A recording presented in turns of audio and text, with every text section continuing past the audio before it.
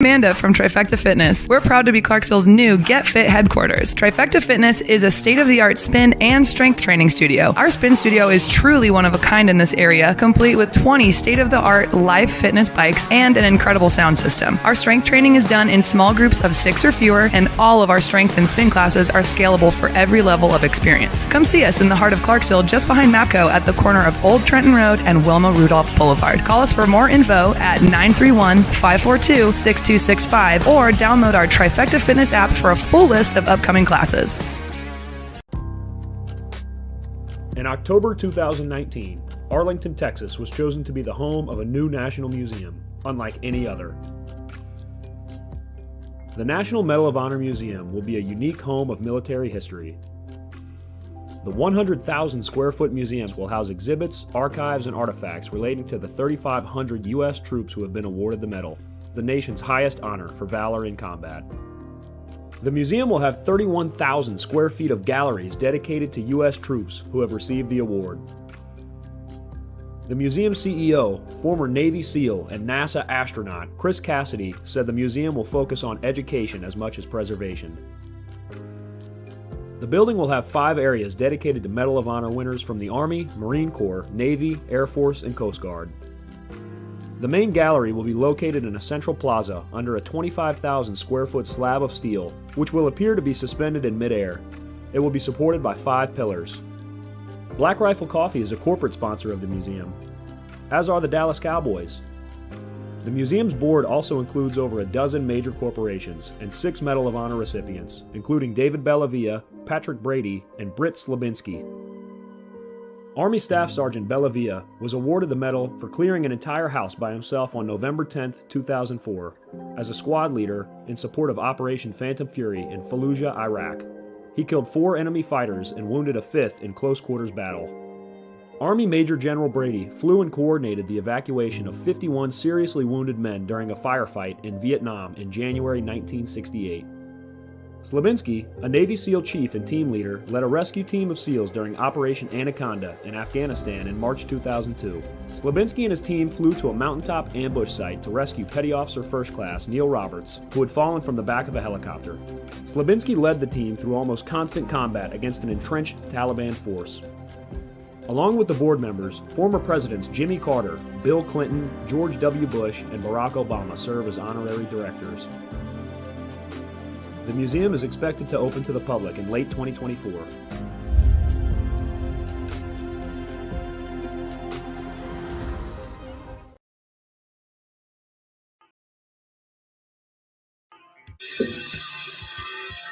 All right. Welcome back. MisFitNation. We are a show founded by a veteran and hosted by 2 veterans and a military spouse. Our mission is to get people to tell their story to the world. If you're an author, share your tips with MisFitNation. If you're a musician or actor, our audience needs to know how they too can get into the business. Coaches, we love our coaches. Come on and share some of your tips with the MisFitNation to help them become better versions of themselves. If you're a corporate leader or an entrepreneur, come on and share how you did it and how hard you have fought for success. If you're a veteran, first responder, or Gold Star family, we would love to have you come on and just share your story with the MisFitNation. We always have time for you. If you're feeling down, alone, or starting to see the darkness, stop. Think about those who are around you. You are not alone. You will be missed. If you feel like your problems will be a burden to those in your inner circle or are embarrassed, dial 988. If you are a veteran, take option 1. We need you to keep pushing forward. Don't make a permanent solution to a temporary problem. If you're a new listener,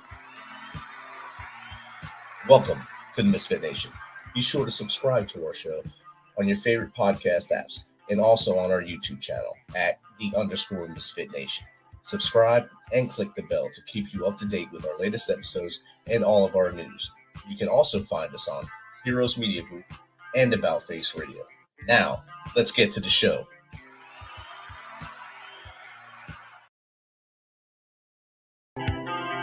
All right, all right, all right. Welcome. We made it to June, 5 months through 2023. It's June 1st. I can't believe it is already blazing hot here in Tennessee. So I hope wherever you are, it's not as hot. Maybe you get some respite from the heat so far. Tonight we have a good one. A friend of the show. I was on her show back in the fall time period. She's a speaker, trainer, coach, podcast host, and much more. Her mission is to help other entrepreneurs have greater impact by improving their in-person and online delivery of their message. Additionally, she focuses on helping them build their teams as a leader within the 21st century, encouraging them to lead with their heart, head, and hands. Servant leadership has been so important, so impactful in her life, and her goal is to give back wherever she can to make the journey of others be one that allows them to enjoy the ride. So without further ado, let's welcome Vicki Noethling to the MisFitNation. Welcome, Thank Vicki. you so much. Hello again, Rich. It's awesome to see you again. It's always good when we have connections and we can keep coming back and talking to each other and seeing how we're both progressing. So it's Yeah. I know in the pre-show we talked and we both stayed pretty busy, and you've been busy for a long time. 40 years in corporate America. You worked for the Brown guys for a while. UPS. I worked there as a youth when I was in college. I worked there at the midnight shift so I could try to pay for my college. Oh, yeah. So if you worked like the 11 to 3 or 3 to 7 shift and maintained a B average, they give you some money for the college. So it was an incentive, but I mean you earned every dollar you got there. You sure did. So I learned that the hard way, I guess. But enough about me. I did. I trained after we had a strike in '96. I trained loading and unloading, and it was hard work. But I swear they always gave me people that were like 5 foot or something. So I had to help them, and I think I was 40 at that time, and that is really hard work. But I swear it made you. I just actually kind of thrived in that physical labor, so different than sitting in front of a computer all the time. So It definitely is. I appreciated the hard work you guys gave us. It was definitely chaos, I believe, and the unload especially. The unload was chaos because you have someone yelling flow the whole time. Yes. You're just trying to get boxes off a wall that you didn't build that wall, but someone did, and it's beautiful. It looks like Jenga now. Yeah, that's what I was teaching them, how to build the wall. You pull one piece out and everything falls, and you're like, oh, that's why that was there. Oh man. Yeah, for sure. So Vicki, if you don't mind, if you want to tell the audience a little bit more about yourself from as far back as you want to go to how we got to where we are now, that'd be awesome. Sure. As he said, I am retired from UPS. I was a project manager for many years there. And prior to that, I worked for fast food in a corporate office and an accounting firm and a wine and spirits brokerage. And so I have a really diverse background, all of which helped me to keep on growing and developing. From a large family, I have, there were 7 kids and I was the second oldest. And so college really wasn't in the cards for me, but in a way it really was a blessing because it made me always have a really strong work ethic. I knew that I had to work harder because I was competing against college people. And so there's all kinds of benefits that you can find in life. And so I was coming out, yes, when computers were just entering the workforce. And it was one of the first great lessons that I've learned and I've used all through my career is to say yes when an opportunity comes, even though it's scary and you have no idea what the end result is going to be. You just hope that it's going to be for the best. And so computers really did help me to keep on accelerating. Also, understanding that since I didn't go to college, it was up to me to do development. And that love of self-development has really paid off for me. And now it gives me the discipline to keep on doing this now in my 60s and know that you don't get anywhere if you stay still. So you got to keep on moving. And I guess towards the I guess in the 40s or in my 40s, I realized that I needed to get that college degree to compete. So I went to school while I worked 40 hours. And after that, I graduated at 50 and I thought, oh my goodness, I actually know something. And all my career, I had male mentors for the most part. And they were trying to shape me and form me into a manager that was like them. But that wasn't me. That wasn't authentic to me and never felt right. And so I started to lead with my heart. And I knew always that the people were the foundation of any organization. And so you need to support your people, know your people, build the relationships as we do as entrepreneur with our customers, our clients. You need to do that with your people. And the part of doing that was to have a voice and to be comfortable and confident, to be able to speak, communicate in very different levels. So I went and got Toastmasters as part of my life. And now 26 years later, still doing it. But all of the things that I learned to be a stronger speaker has paid off to make me a better leader. And you and I talked a lot about how best to lead a team. And so now that's what I do. I coach people to be stronger as individuals, having their voice, but also being that leader that is going to have our organizations really be strong in the 21st century. And have the best interests of both the organization and their team. Yeah, that you have to. I mean, the team member needs to understand the vision, right, and the mission, and they need to understand how their contribution makes a difference.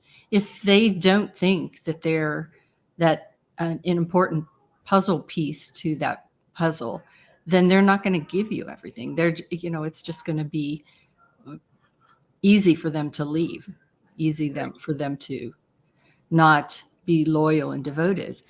But if you want your company to be strong, you need your people to care about it as much as you do. Exactly. Once you show the respect to them and show what, like you said, the vision of the company. Yeah. Usually, the ones who really want to be there will stay, and they'll perform, and they'll become you basically, because that's what your real goal is, to train your replacement. Yeah. And if you do that, that's the best thing. That's so important. I think so many times people just are focused on themselves and being that number one A player, but you really need a team of A players. You need someone, as soon as you sit down with them in that interview, you should be asking them questions to see if they have any goals or aspirations for more than they are today. And if they have the behavior, if they have the character that is going to be one that is aligned with your corporate culture and with your vision, then that's the person from that day that they start and you do the orientation. You should be starting to train them to be a replacement for you or someone else on your team. Right. And that gives them that buy-in to, once you give them that responsibility, that you give them the leash to go and say, hey, show me what you got, and if you need help, raise your hand. We'll come help you. But I don't think you do. Let's do this. And you don't leave them with a blank page either. You need to set expectations. You need to constantly be checking on progress, not micromanaging, but checking on, do they understand what's going on? Do they have any questions? Do they have any ideas? One of the best things in my career, and this has happened several times, where I would have managers that would tell us inside stuff that normally wasn't to be shared with somebody at our level. But they knew that the more that we understood that inside stuff, that we would be feeling almost a pride that they would share that with us and want to be part of the solution. And that's where the creative juices start to flow. And that's where your ideas, when accepted and shared, then all of a sudden it keeps you wanting to give more. But if you are a person that doesn't think your voice is going to be heard or listened to, then you're not going to share. And you could be that person that later on, when you're promoted or you leave for a better job, they're like, oh, I didn't know she had it in her. Right. Like, well, you got to let people know. Exactly. You got to, like we've been saying, you got to let them know and let them let you know. Like you said, let them tell you their goals or aspirations from that day forward, 5 years, 10 years. How long do you think they want to be in your team? Yeah. Or do you have an aspiration to maybe grow their own team somewhere else? Exactly. And that's the hard thing too, is you need to know when to let them go. Right. You need to recognize maybe when you made the wrong choice to have them join you. And it's not to say that they're not a good employee somewhere. It just isn't a right fit for there. And so rather than making their life miserable and your life miserable, help them move somewhere else. Exactly. And now, like you said, technology, you started with the first big computer, probably the size of your whole desk when you first got it back then. And then now we're on these little tablets and laptops that do the same work for way less space. And it's amazing how that has grown. And now we're in the 21st century where we have social media, we have everything. It's instant contact. Yeah. How does a manager lead with that environment now as compared to when you started way back with the brick on your desk? One of the abacus. One of the things that I think it is really challenging for managers is keeping in contact with the folks. When we started the management style years and years ago, where you had people that did the administrative work and you had people that did strategic things and some operational, and so if one person wasn't holding up their own, it was fine. Well, now with the post-pandemic, the numbers of people in the office is lower. Not to say that you can't run a great team. There are wonderful examples of smaller teams that do the work of 100 people. But you also need to make sure that that those people that are on the team understand what the expectations of them are, and that you really need to make sure that they know what they need to do to contribute and how they're going to be assessed and how they're going to be evaluated. And oftentimes people don't tell that until it's time for their pay raise, and then they don't understand why they aren't meeting the needs. And so we really have to think about that. Definitely. Having the needs, most of our, like, I seen in the military to change, because when I first came in, one office per building had a computer basically.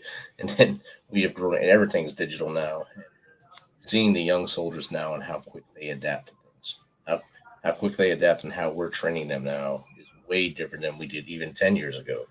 10 years ago to now, and now we can do virtual reality with them now. And the younger force picks up on that a lot more. And that's how they grow leadership and grow their skills.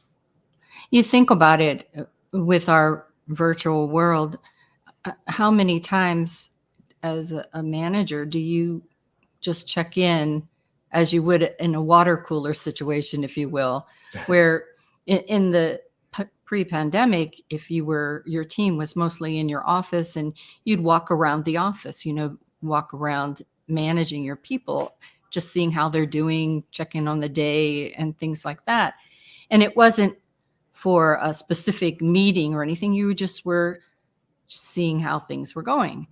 But whenever you're virtual, when you're remote, it's really takes an effort to say, okay, today I'm going to talk to 3 or 4 of my people just to check in on them.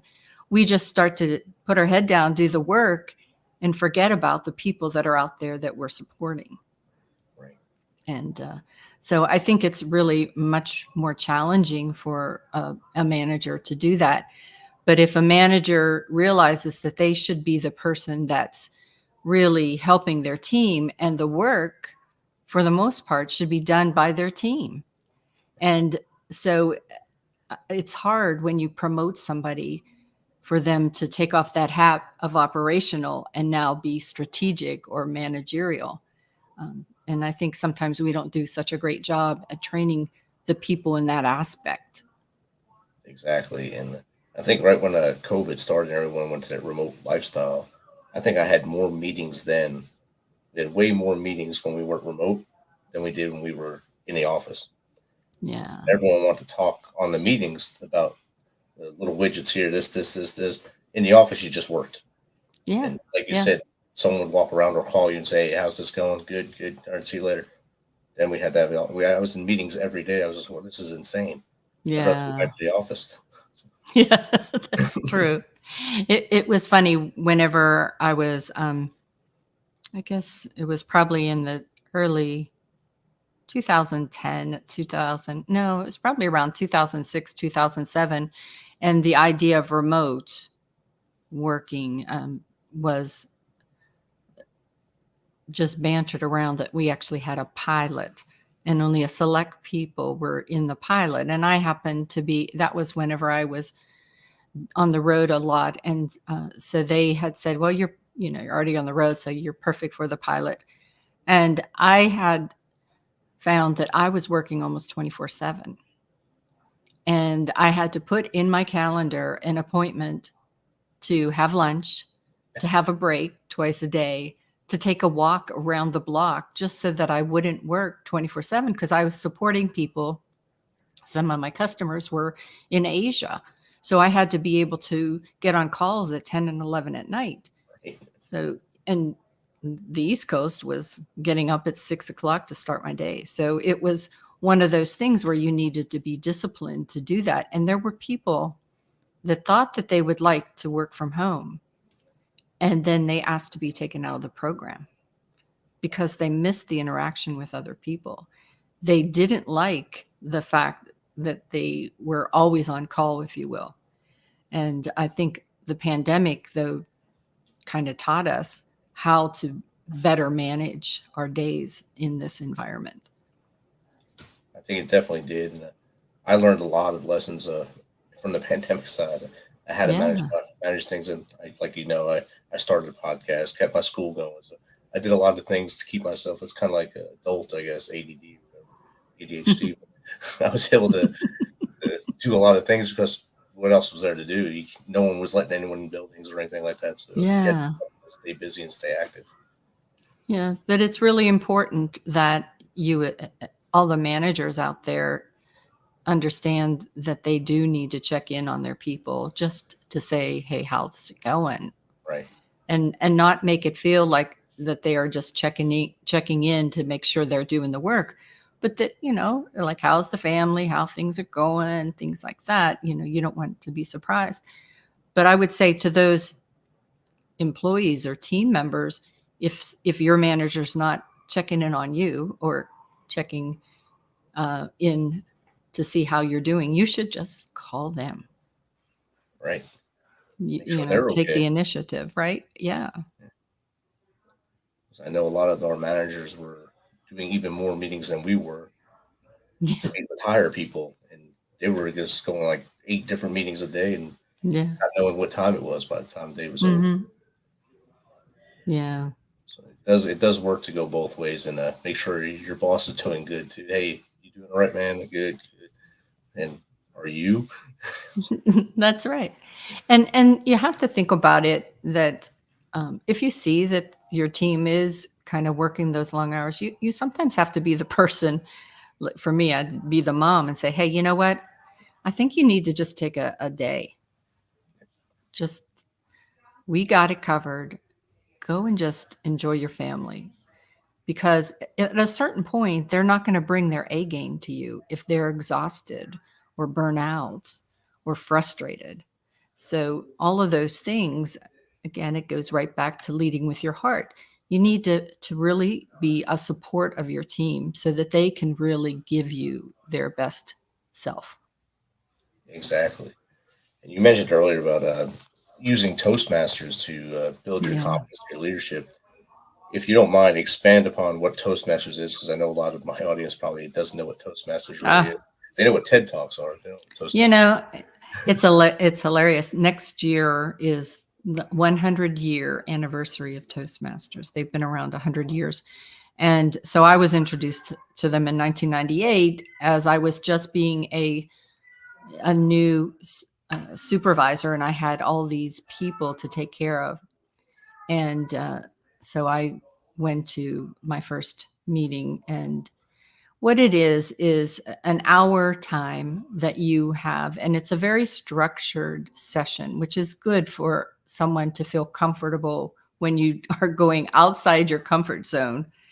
And you you use a digital education program that Toastmasters has developed, and everything they teach you are things that you really know. You just stopped paying attention to doing. So when you start, you use a speech for us to get to know you, the icebreaker. And it's really interesting how adults, as well as the students, but adults, you'll get a 30, 40, 50-year-old person, and they're asked to give a 4 to 6 minute speech about themselves. And it makes them really worried. But they shouldn't be. And so what we do is we just get you comfortable and having a conversation with us. And that is the start of you being more confident. Each speech that you do has someone that evaluates you. And that is really helpful. In fact, so much so that in my coaching, I offer that as well, because to have somebody that listens to you thoroughly, to be able to tell you what you did well, where you could improve and why, and how to challenge yourself to push you just a little bit outside your comfort zone, tells you how important eye contact is. And as we talked earlier about the digital world that we have, and people are so used to looking down at their phone or their switch or their computer, and they have lost the ability to connect with their eyes. Right. And your eyes are such a telling thing. You know, they say your eyes to your soul, but if I need to convince you and persuade you and motivate you, I have to look at you. You have to feel my presence. And then the second piece that Toastmasters works on is how important vocal variety and tone is. And again, if we go back to the digital, you're so used to writing text or emails or posts, and you forget as you're writing them the tone that's not there. So what this teaches you is that it's really not the words so much but how you say it. And it gives you that awareness that when I write that post or that social media item, is it or could it be interpreted in a different way? And so again, Toastmasters just gives you that practice opportunity with people that are there to help you and to let you grow. And so it's just a wonderful, very affordable way to improve your public speaking. And they're situated in most major metro areas. They're around the world. Around the world. Yeah, so around the world. So I'm a member of a club in Brussels, as well as Las Vegas and California. So most of it is right now is virtual. They are moving towards having some hybrid and then back to some in person. But with the pandemic, we had to go to all virtual. And it was funny. I was a region advisor during the pandemic, and a region advisor for Toastmasters International is an individual that coaches and mentors district leaders in districts around the world. And I'm in Georgia, and my districts, 5 of them were in California. And so the first 6 months, I went and visited California in person. And I had been doing hybrid meetings for a couple years. And as a project leader, I did obviously video meetings all the time. And so I was trying to convince these people, and California is the birthplace of Toastmasters. So I have had the founder, the original, now going to be 100-year-old club, trying to tell them that they should start to do hybrid meetings because traffic's terrible and people can't come to meetings because it's annoying and things. And so I said, you should just do that. And they said, Vicki, you cannot connect online. You can't motivate people. You can't reach people through a video, through that camera. And so I tried to convince them they could. And then God had a different way, and he just caused us to have a pandemic. You will do it. And all of a sudden, I was a genius. But it really has, it was wonderful because we were all forced to do that so that we could keep in contact with our fellow Toastmasters around the world. And then we saw that we could be in contact with our people that were in India and Australia and all around. It allowed us to accelerate what we do to help companies around the world be able to better have their meetings and things with their people that were now suddenly remote. Yeah, you were like, I guess, the Pathfinder. So that's pretty good for that right there. And I know in my intro, I talked about your in-person and online delivery of their message, and I think that goes hand in hand with what you just said right here. Yeah. Any other things that you during your coaching business? I'm sure you help the same thing. I know you said you use Toastmasters. Yeah, I use that as the foundation. But what I try to coach a lot of people on now is the doing the video, because you really, in your business, if you're not doing video, whether it's Facebook Lives or a video in your email using BombBomb or having a TikTok or an Instagram, you need to be able to be comfortable to do this. But say you're comfortable speaking, but your lighting sucks, or the sound system you have is not great, or you just have a terrible angle. You're looking down, or we're looking up your nose and all this. So I do a checkup of your setup to make sure that part of it you can just eliminate any worries on, and make sure that you just make the people forget that you're not there right there with them.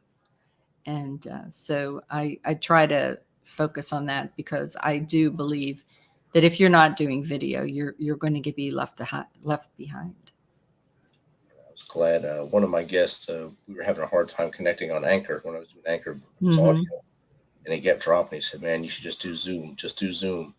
So me and him did a Zoom. I was snowed into a hotel while away on work. I did it with him, and he was my first Zoom and my first YouTube video. So my very first video is with Nate Palmer, and he's the reason why I went to video and YouTube. Yeah. I like to listen to Clubhouse and different things like that. But for me, I think because I love speaking in person so much, that it just makes me feel more comfortable doing the interview style on video, and being able to have my guests feel comfortable just chatting with me. It takes a little bit of discipline to just talk to someone on the radio or on a phone call. So right. And it was a little adjustment for me going from just doing audio to doing the Zoom, doing both, and then just doing like I'm doing now. Yeah. So everyone's video, and then I do publish it on audio only, because I know some people still just do listen while they're driving or whatever. So, yeah. So same with me, I do audio and video, but you have to think too, what is really going to resonate over time. And, I'm sure you'd like your episodes to be something that's out there forever. And it's more engaging to look at a video than I just don't know that the audio will last as long as interest level as the video might. I could be wrong, but that's my opinion. You're right. As we see with the explosion of the social media videos and stuff like that, that shows Yeah. you where it's there. It's here to stay. And Yeah, and I could be a don't you 30 think second. that the kids really, the younger ones, they all expect it. Yes. I was in the gym this morning, and for after school now, because school's out here. I guess kids saw freshman year to senior year to get free memberships to Planet Fitness now, so they're all in the gym. But Oh goodness. they're all on their phones looking at videos. Yeah. They're not doing anything. They're just on their phones. They're just in the web. Come on, guys. That's not going to help your weight situation. Exactly. It's gonna get worse. So if you are starting with a new entrepreneur right now, they're coming in to start their business, what would be 3 tips you tell them to do to make a great online presence and get your message across? I think that the first thing that I always tell people is that you need to know your audience. So that means you need to listen more than you talk. And that's hard for people, especially I think when they're new, because they're trying to establish themselves as that subject matter expert. But so they think they have to keep on talking and telling you everything about them and all this. And they do it so fastly that you can hardly hear what they're saying. So I want you to listen more. And I also want you to slow down a bit. Use the power of the pause. There are so many times, as I said, when people are just rushing through what they know and they don't give the audience time to absorb what they said. And it's really something that can hamper the attention. I will just tune you out if you talk too quickly or too fast. If you don't give me time to think about what you said, to see how does that impact me? Because all of our stories that we share, which is the next thing that I would tell you, all of the stories that you share, that you should share in any time you have a interview, conversation, or whatnot with someone, should be one that allows your audience to see themselves. Because once they see that it's about them, that's what they care about. They don't care about you. If they can't see themselves in your story some way, somehow, they're not going to remember you. And so that would be the 3 things. Listen, show them that you care by having your story be theirs, and then being able to have that connection with them and having the pause. Awesome. For a year in our office before the pandemic, and then even slightly after, on my board I just wrote LTHNTS, and no one understood what it meant, and they just looked at it. Hey, that's great. I put it up there for listen to hear, not to speak. Yeah. And that's what a lot of them would do. As soon as I say something, they're thinking how to one up me. How can I one up what he's saying? And instead of listening to my whole sentence. Yeah, for sure. Listen. And hopefully now they get it. Well, and I think sometimes in that situation, they're trying to impress you. So they're trying to think, what fabulous, monumental thing can I say that's going to make Rich think I'm the best thing since sliced bread? In the meantime, they're going to say something that you might have just commented on. And they completely didn't hear you say that. And rather than making them look like geniuses, you're thinking, this is an idiot. I think I'm just going to go back to my computer and talk to it. There's something you left out in here. I think this is a pretty cool thing. In 1996, you were one of the torch runners in the Olympics. Tell us a little bit about that. You know, that kind of goes back to, remember I said I teach leadership, leading from the heart, the head, and the hands. And so the hands are the servant leadership. And when I grew up with that large family, and my dad, he worked like 3 jobs, but he always did volunteer work. And so that volunteerism really stayed with me, and much to the point where when I moved to Georgia here and was working for the fast food company, they were very involved in volunteer efforts. And so when they moved and I had to find a new job, I looked for a company that was focused on giving back to the community. And so UPS was huge. Everywhere I went with the other company, UPS was there. So I volunteered as much as I could once I started with UPS. And as it were, I was doing 100+ hours every year, and they tracked your volunteering. The 1996 Olympics was coming, and Coca-Cola had a program, if you will, for torchbearers. And it was given to the volunteers. And so I got to be a torchbearer because of my volunteering. So I got to carry the torch from the headquarters of UPS a quarter mile up the road. And so now I have a torch. That's outstanding. You didn't get to pass it off to Muhammad Ali, though, right? No, I did not. But it still was, it was one of those things. There were 5,000 people that were cheering me on in that race, that piece of it. And it's just crazy. But yes. So I have the torch hanging on my wall. That's something that you can't take away from your history. It's there forever. Yeah. And I mean, that Olympics has other historical things that happened at that Olympics, but that's your part of the history there. Yeah. That's an amazing thing. And that's just like a little blurb on your biography, like a one sentence thing. And, oh yeah, I did. I just did that. And it'll be interesting. My grandsons are too young. They're only 3 and 7, but they're too young to really know Olympic things yet or anything. But it will be interesting at some point whenever the 7-year-old is a little bit older and sees, oh, that's a torch. That's what that is. That's what Oma did. It's not a giant lightsaber. Yeah, that's right. Oh, yeah, I bet you that's what he thinks it is a lightsaber. That's awesome. I'm glad that I was able to make you tell that story. So that's good. Yeah. And there are times when you smile till your mouth hurts. And, when you get married, when you have a baby, when you carry a torch. And the grandmas. Well, yeah, the grandbabies, they make me smile like that all the time. All day long. Yeah. Yeah, there's nothing better than being a grandparent, I'll tell you. And then you can send them home. So it's good. Yeah. But one of the things I love is that a goal that I had was whenever my grandkids it was time for them to go home with their parents, that they would cry, that they wanted to stay with me.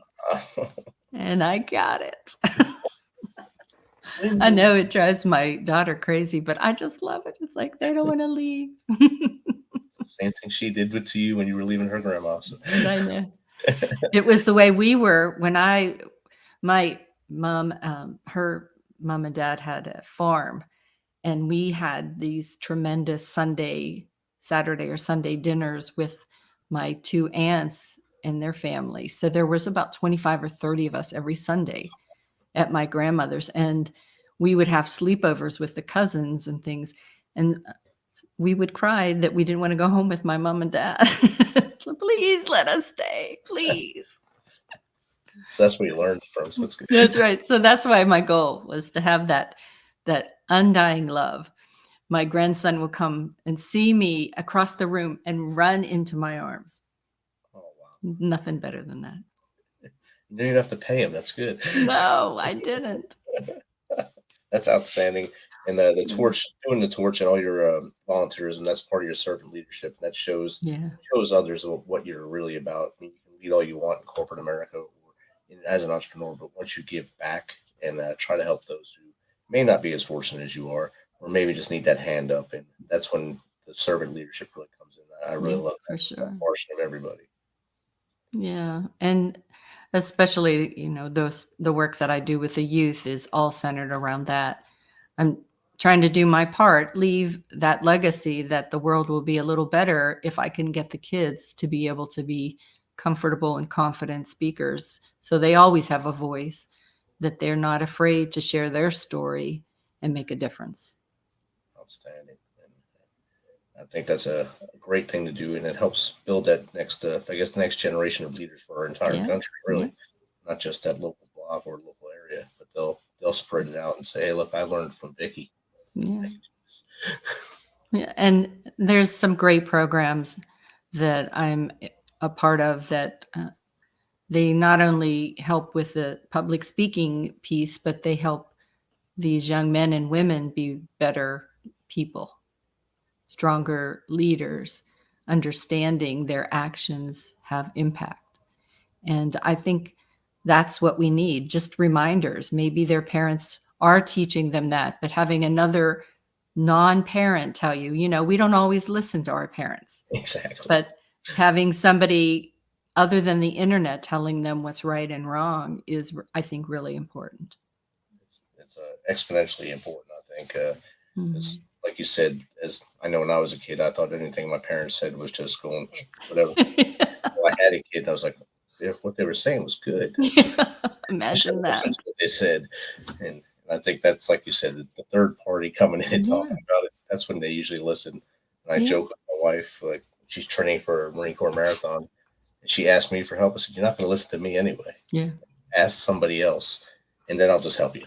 Because it's much better for us as a household to deal with it that way. And that's why, I love being a coach, because I'm that third party. I have the t-shirt, and it's, you might think, well, I can ask my husband or my wife these things, but if they've not walked in those shoes, they're not going to really be able to give you objective advice or consideration. And you might not listen to them either, or you might not feel comfortable talking to them about what you're going through. And it's just nice to have somebody, as you said, a third party to be able to do that with. Exactly. Vicki, we talked about a lot of things. I know you have a great podcast, and you have a great business as well. How does someone get in contact with you to chat with you like we are, or to come on your show, or just to hang out with you for a little while? Yeah. I love doing my podcast. It's the Find Your Leadership Confidence podcast. And you can go to www.findyourleadershipconfidence.com. If you add schedule at the end of that, you can schedule a 30-minute talk with me, and we can just chat and see, what is it that you need that I might be able to connect you with someone else or myself to help you. And that's what I consider myself. I consider myself a connector as opposed to maybe an influencer.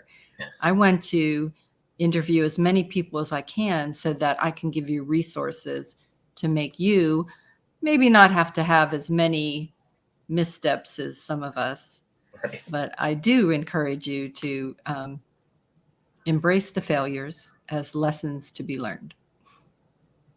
Definitely. And just don't dwell on them and keep moving forward. Yeah, just keep going. Yeah.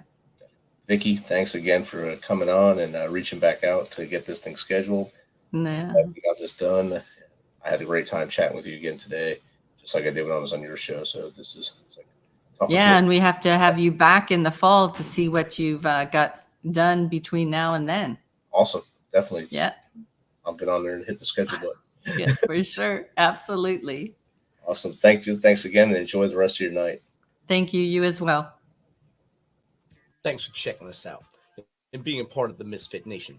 Don't forget to visit our website at themisfitnation.com. That's themisfitnation.com to catch up on all of our episodes and also to get some of that great Misfit Nation gear. As always, be humble, stay hungry, and keep hustling, because we are